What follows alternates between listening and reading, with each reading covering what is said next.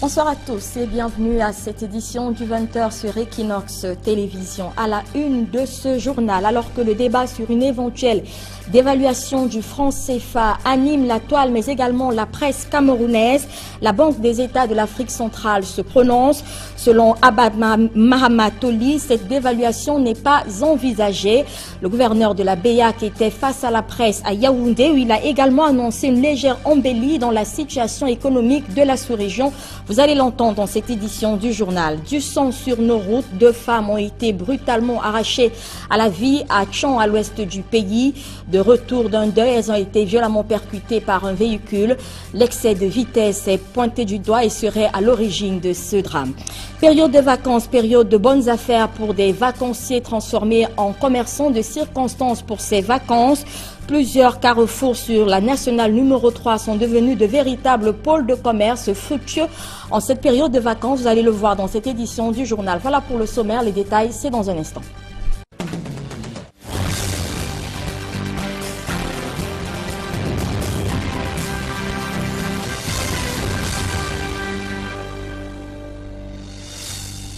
Une fois encore, bonsoir mesdames, messieurs, bienvenue à cette édition du journal. D'abord, cet accident de la circulation, je vous le disais, survenu à Tchon, à l'ouest du pays et qui a causé la mort de 2 personnes, 2 femmes de retour d'un deuil dans une famille ont été brutalement percutées par un véhicule qui roulait à vive allure alors qu'elles marchaient selon des témoins au bord de la route. Des précisions dans ce reportage de Leclerc Tchakem et Mirabel Mazo.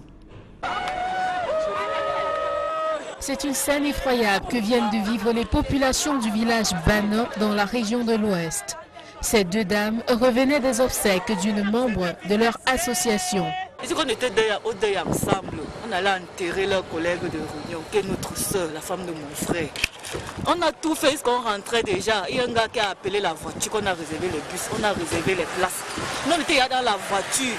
On a dit maintenant, quand les adultes sont passés avec les 2 de la réunion, on les a appelés que venez compléter ici, nous on part. Faites le plan, on s'en va. Elles ont dit non, on est là depuis qu'on a choisi les bonnes places. Et ils vont aller prendre leur voiture en route. Elles ont été violemment percutées par cette voiture immatriculée 25 0236 d'une agence de téléphonie mobile de la place. Les 2 dames marchaient à pied.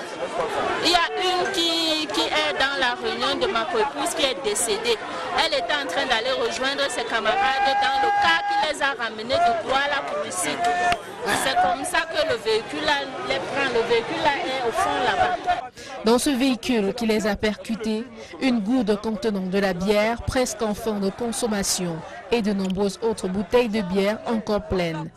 De quoi laisser entendre que le conducteur qui roulait à tombeau ouvert était en état d'ivresse. Sur le site de l'accident, à la vue de ces corps sans vie, fracturés et plongés dans un bain de sang, les riverains sont terrifiés. C'est douloureux. C'est un accident tragique parmi tant d'autres qui vient une fois de plus poser la problématique de la moralité de nos conducteurs sur nos axes routiers. Le chauffeur et son compagnon restent pour le moment introuvables.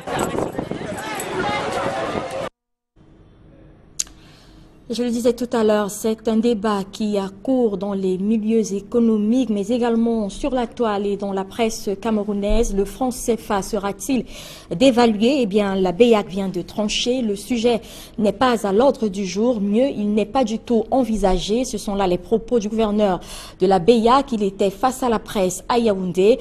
Occasion également d'annoncer quelques embellies dans l'économie de la sous-région. Des précisions avec Marcelin Gansop. Il était temps que la BEAC sorte de son mutisme et enterre la rumeur sur la probable dévaluation du franc CFA. Face à la presse à Yaoundé, le gouverneur de cette institution a coupé court avec le débat qui s'anime dans les chaumières. La dévaluation du franc CFA n'est pas à l'ordre du jour. Au niveau des acteurs économiques, nous n'avons pas constaté un effet de panique qui pourrait être perceptible à travers donc, les échanges et les mouvements justement de sortie ou d'entrée des fonds.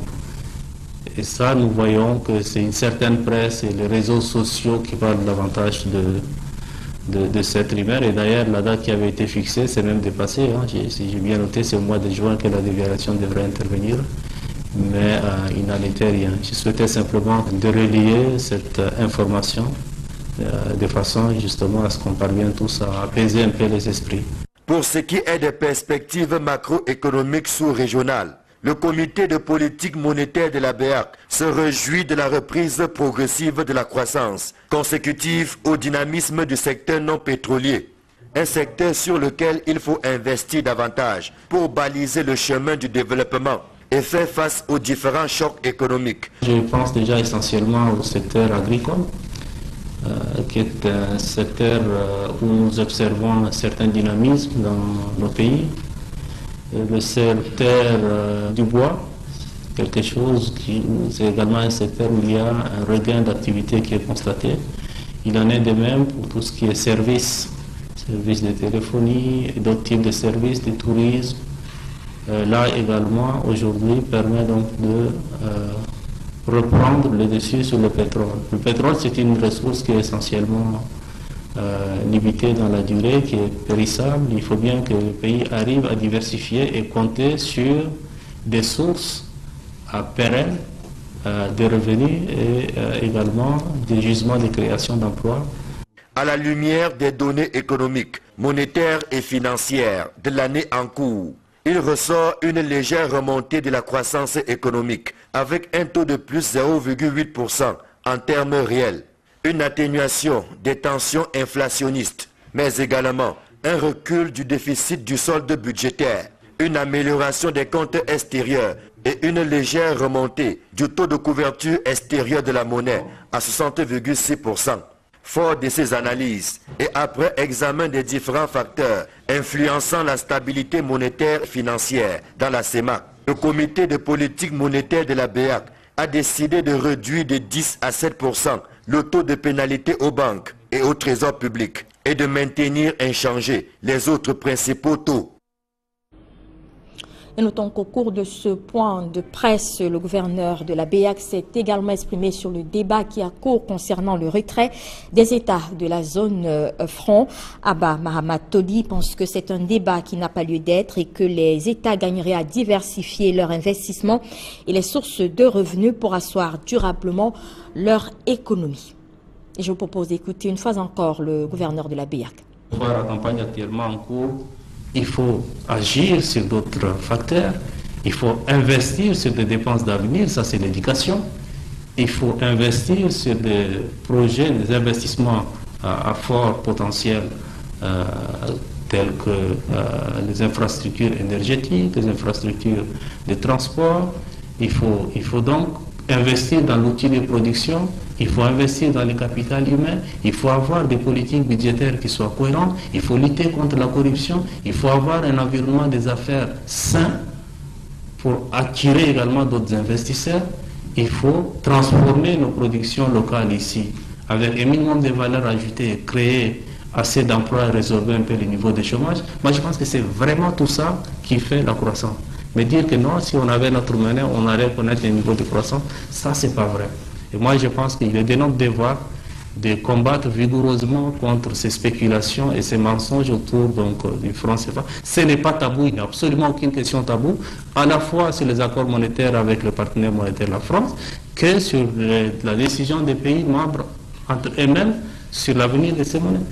Maintenant, si plus tard les pays décideront justement de donner d'autres orientations à la gestion monétaire, ils sont souverains, ils sont libres de le faire. Tout à fait autre chose à présent. Après plusieurs jours de grogne, les insuffisants rénaux de l'hôpital général de Yaoundé bénéficient depuis hier mardi de leur séance bi-hebdomadaire de dialyse. Une reprise timide et qui pourrait être de courte durée puisque les 4500 kits disponibles jusqu'ici sont insuffisants pour satisfaire les 8 centres d'hémodialyse repartis à travers le pays, comptant également l'hôpital général de Yaoundé. Marcelin Gansop et Élisée Borba. Bertrand Balogok fait partie des 153 dialysés de l'hôpital général de Yaoundé. Nous le retrouvons au quartier Colmesen, au lendemain de l'unique séance de dialyse dont il a eu droit ces 8 derniers jours. Après la crise de jeudi, les autorités ont essayé de faire arriver 200 kits pour assurer ne serait-ce qu'une dialyse pour tous les malades du centre de dialyse de l'hôpital général. Parce que vous savez, les malades étaient déjà à pratiquement 2 semaines sans avoir dialysé. Donc cette semaine est donc passée. La rupture des kits de dialyse a laissé des marques indélébiles. Mais Bertrand, à l'instar des autres malades, entretient l'espoir d'un retour à la normale. Avec l'arrivée de 4500 kits de dialyse, il pourra avoir droit à sa 2e séance de la semaine, prévue le jeudi 13 juillet. Sauf que les 4500 kits de dialyse ne suffisent pas à satisfaire la forte demande enregistrée dans les 8 centres d'hémodialyse du Cameroun. 4500 kits sera nécessaire pour faire 2 dialyses par semaine pour tous les malades dans tous les centres, mais c'est extrêmement insignifiant parce que le centre de dialyse de l'hôpital général, à elle seule, a 153 malades et prend en charge près de 400 dialyses par mois. Donc 200 kits est largement insignifiant. Donc il faut au minimum 300 kits pour assurer 2 dialyses par semaine à l'hôpital général. C'est dire que les dialysés de l'hôpital général de Yaoundé ne sont pas encore au bout de leur souffrance. L'OMS recommande 3 séances d'hémodialyse par semaine. Mais au Cameroun, nous n'en sommes pas encore là. Nous en sommes à 2 séances. Bon, nous essayons de nous battre, on peut dire peut-être avec les moyens des autorités, voilà ce qu'on fait. Mais quand ces 2 séances même ne parviennent pas à être régulières, là ça pose vraiment un véritable problème. Si la cargaison annoncée par le ministre de la Santé publique n'arrive pas dans les délais, il n'est pas exclu que les malades d'insuffisance rénale reviennent dans la rue, pancarte à la main, pour revendiquer une meilleure prise en charge. Et ajoutons à la suite de ce reportage que malgré la subvention de l'État qui a permis de ramener le coût d'une séance de dialyse à 5 000 francs CFA, la prise en charge de l'insuffisance rénale coûte au moins 350 000 francs aux malades par mois. C'est que la constitution d'un kit de dialyse, par exemple, reste onéreuse. Je propose d'écouter une fois encore le témoignage de cet insuffisant rénal au micro de Marcelin Gansop. Un kit de dialyse est un ensemble d'éléments nécessaires pour permettre à un malade de dialyser. C'est constitué généralement les lignes, les reins, le bibac, un set et puis les aiguilles pour injecter et un set. Voilà les 5 principaux éléments qui constituent un kit de dialyse. Tous les éléments sont indispensables. Par exemple, c'est l'absence de lignes. Puisque le centre avait les bibacs, les reins, les sets, mais l'absence de ligne seule a paralysé tout le service. Donc, quand un élément est absent, une dialyse ne peut pas être réalisée. Le kit doit être extrêmement cher. Je ne peux pas affirmer avec précision, mais on nous fait savoir qu'il a une valeur de 105 000 francs, le kit de dialyse. Le gouvernement subventionne ce montant de 105 000, mais le malade hémodialysé paye 5 000 francs toutes les séances de dialyse. Et puis, quand on dit 5 000 francs, il ne faut pas croire que la prise en charge de l'hémodialysé, c'est 5 000 francs. La prise en charge va au-delà de 5 000 francs. Parce qu'il y a la prise en charge au plan clinique, il y a la prise en charge au plan biologique, il y a la prise en charge au plan radiologique. Il y a des examens radiologiques qui s'élèvent à des centaines de mille. Il y a des examens biologiques qu'il faut faire chaque année. De manière globale, l'association camerounaise a fait un travail là-dessus. En dehors de la subvention, le malade va débourser en moyenne 375 000 chaque mois. On n'est malheureusement pas encore sorti de l'auberge dans les guéguerres entre artistes liés à la gestion du droit d'auteur au Cameroun, alors que la fusion de 2 sociétés donc chargées de la gestion de ce droit d'auteur vient de s'effectuer à Yaoundé. Des voix s'élèvent déjà pour dénoncer cette décision. Un collectif d'artistes musiciens conduit par Koti François se dit surpris par cette décision. Pour ces derniers, les 2 sociétés surcitées ont été fermées et ne peuvent pas renaître à nouveau sous le prétexte d'une fusion. Ils exigent ainsi la création d'une autre société de gestion des droits d'auteur au Cameroun et demandent à l'État de prendre position. Et je vous propose de suivre la réaction du porte-parole de ce collectif, Coty François, au micro de Julienne Bissaï. Nous avons été surpris, nous qui sommes ici, là, d'apprendre qu'il y a cette absorption. Moi, je suis un légaliste. Je me demande si l'État qui coordonne cette activité va accepter cette absorption, parce que je ne pense pas qu'on peut réveiller les morts pour leur demander de venir gouverner. La SOCAM et la CMC, c'est deux sociétés qui ont déjà été dissoutes. Une dissoute, je crois, au Bala, à Monatélé, l'autre, je crois, à Bengui. Aujourd'hui, si on revient encore sur ces deux entreprises de droit d'auteur pour dire qu'il y a absorption de la SOCAM par la CMC, je ne sais pas ce que l'État pense. Nous attendons la décision de l'État. Et précisons que ce collectif d'artistes musiciens était réuni ce jour à Douala, entre autres pour la préparation des obsèques de Lisati, diva du Makossa dans les années 90, décédée il y a peu.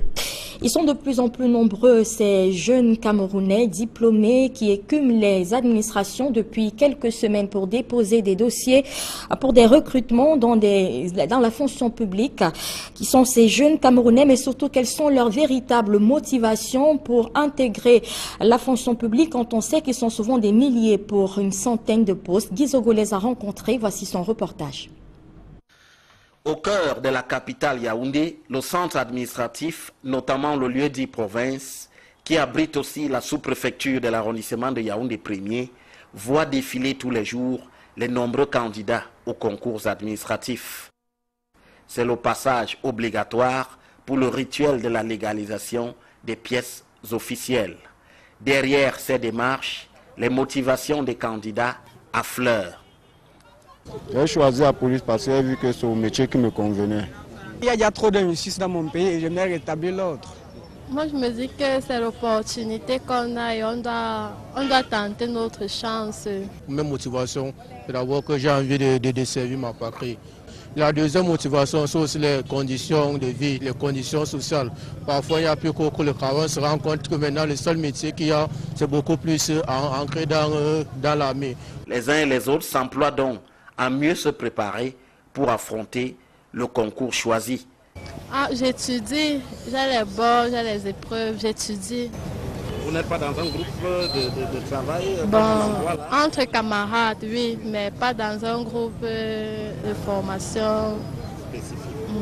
J'ai des cours spéciaux que je suis en train de suivre, particulièrement personnellement à la maison et avec un groupe d'amis aussi. Et contrairement à l'idée largement répandue au Cameroun, qu'il faut toujours s'appuyer sur des soutiens, voire des godasses et des parapluies, les candidats disent compter d'abord sur Dieu, puis sur eux-mêmes. Je compte d'abord véritablement sur Dieu et sur mes propres performances aussi. Vous savez que dans l'affaire, on compte d'abord sur Dieu, d'abord. Et après, moi, je compte sur moi-même. Seulement sur moi. Je ne compte pas sur personne d'autre. Je n'ai personne. Je compte sur moi, mais moi, c'est la personne de ma famille. Reste que les choix des candidats pour les différents concours indiquent des préférences nettes pour certaines écoles. Il y a d'abord les NAM, toutes les filières, l'école normale et aussi le concours de la police. Bon, on peut ajouter aussi à cela l'IRIC et aussi les aides, les IDE et les facultés de médecine et polytech. Dans les centres de préparation, ils affûtent leurs armes avant le jour J. Et les cours de soutien exactement jouent un très grand rôle dans la préparation au concours. Vous savez qu'un concours n'est pas un examen. Un examen, quand on a 10 de moyenne, on passe. Mais le concours, il faut être très fort. Il faut avoir 14 de moyenne, 15 de moyenne, 16 de moyenne. D'où la nécessité de suivre les cours de soutien pour être parmi les plus forts et réussir et ne pas compter sur les réseaux. D'ici quelque temps, les résultats auront fait l'écrémage et le rituel des aspirants aux grandes écoles reprendra son cours. C'est l'un des carrefours les plus célèbres sur la nationale numéro 3, l'axe lourd Douala-Yaoundé. C'est le carrefour Boum-Yébel, réputé pour ses brochettes de gésier de poulet et ses frites de plantain. Eh bien, en cette période de vacances, le carrefour devient plus bruyant et il est animé par des jeunes vacanciers transformés en commerçants. Pendant cette période, ils courent derrière des voitures, écument les rues pour proposer leurs produits. Et vous verrez que cette activité les expose souvent à plusieurs dangers. Le reportage de Julingué et Joël Niembe.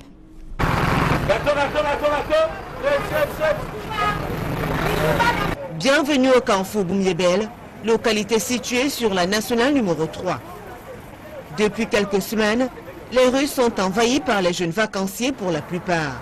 Ces derniers, devenus des commerçants ambulants saisonniers, arpentent la voie publique pour proposer des denrées alimentaires telles que des chips, des prunes, des noix de coco, mintumba, fruits, gâteaux et autres aux usagers et aux passagers. Ces jeunes, motivés par le désir de contribuer à la préparation de leur rentrée scolaire, côtoient le danger au quotidien pendant l'exercice de leur activité. C'est à base de ce commerce que nous achetons des cahiers, des livres et nous payons nos scolarités. On n'a pas le choix, mais ça ne fait pas comme ça qui va nous payer nos écoles. On peut gagner 5 000 ou 3 500 par jour. C'est pas du tout facile, on se bat vraiment très fort pour qu'on puisse en sortir. Parce que si seulement on ne se bat pas, vous allez vous en rendre compte que parfois par jour, vous travaillez, vous ne pouvez même pas rentrer avec 1 2 000 francs. Même si le danger est permanent, cela ne les éloigne pas de leur objectif, selon leur déclaration. C'est pas facile.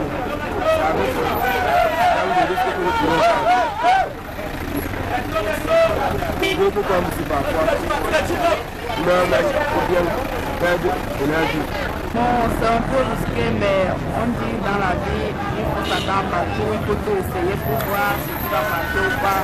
On construit d'abord les routes avant de traverser. Quand la voiture passe, on s'arrête, quand ça gare, on entre dedans, on va à l'intérieur. Ces jeunes commerçants, conscients du risque, disent néanmoins faire de bonnes affaires en cette période de trêve. Et quand bien même les affaires ne marchent pas, ils ne désespèrent pas. On fait la peine à 6 000, on vend, ça nous donne 10 500. On relance encore, on paye pour revendre, pour la rentrée scolaire. Ça nous permet aussi de partir à l'école normalement. Et si on vend 25% autant pour moi, ça veut dire un paquet vendu, vous avez 25 francs à l'intérieur. Quand je vends mes 2 paniers de chips de 10 000 par jour, ça me fait 5 000. Le carrefour Boum-Yébel est devenu un véritable centre des affaires.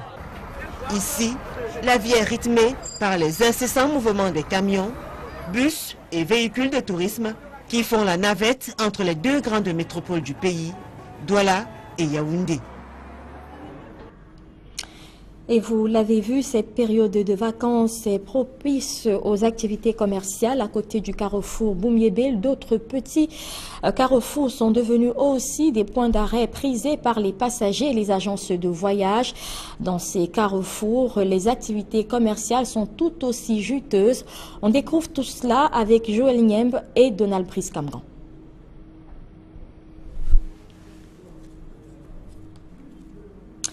En plus nombreux au lieu des carrefours Finex. Et je vous parlais de ces petits carrefours donc sur l'axe lourd Douala-Yaoundé qui, comme à Boum-Yébel, sont pris d'assaut par des jeunes vacanciers transformés en commerçants en cette période de vacances. Dans ces carrefours où les passagers s'arrêtent désormais, les activités commerciales sont tout aussi juteuses, je le disais. Nous voyons tout cela dans ce reportage signé Joël Niembe et Donald Brice-Camgan. Ils sont de plus en plus nombreux au lieu des carrefours Finex dans la localité de Ndoupé sur la nationale numéro 3.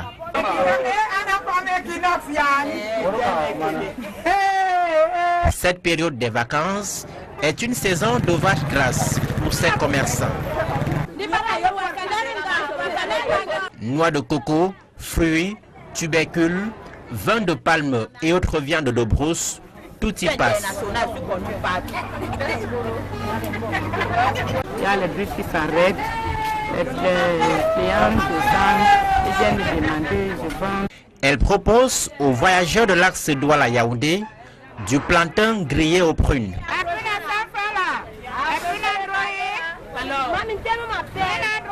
peut vendre même un filet de poule par jour. Il y a quelques années, cet espace n'était pourtant qu'un petit arrêt où les passagers se soulageaient avant de reprendre la route. Mais aujourd'hui, les commerçants viennent des localités environnantes, Boumniébel, Diban, Sombo et autres Pouma. En moyenne, après avoir vendu, chacun peut rentrer avec 50 000.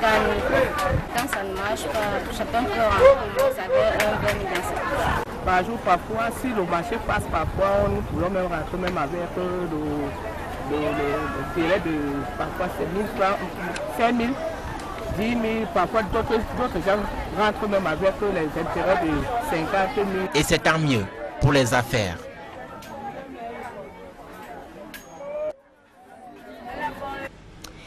Le Cameroun dépense environ 200 millions de francs CFA par an pour l'importation des produits textiles. C'est donc pour rompre avec ces sorties régulières des devises que le gouvernement veut inverser la courbe et s'appuyer sur les entreprises locales pour relancer cette filière au Cameroun. Un contrat de partenariat public-privé vient d'être signé à cet effet à Douala. Donald Agnozoa pour plus de détails.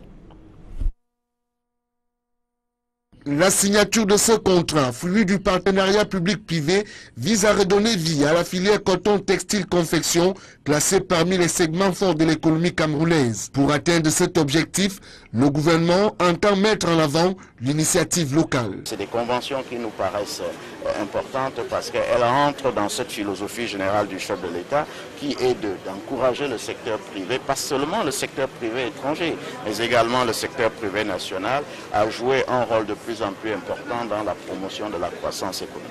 C'est donc pour mieux valoriser la logique de chaîne de valeur et conserver localement la valeur ajoutée produite que les pouvoirs publics se proposent de s'appuyer localement sur une entreprise verticalement intégrée et capable d'organiser les opérateurs aval de la filière en grappe de production. Nous souhaiterons d'être davantage plus concurrentiels dans les prix.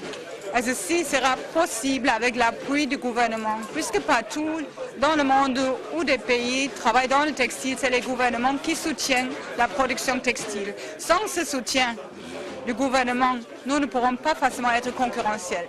Sur le marché mondial et aussi sur le marché local, ce n'est pas facile. Le projet pilote de relance de la filière coton textile confection implique dans son volet créateur d'emplois une forte participation des femmes, c'est des jeunes. C'est la fin de cette édition du journal. Merci de l'avoir suivi. Les programmes se poursuivent sur Equinox Télévision.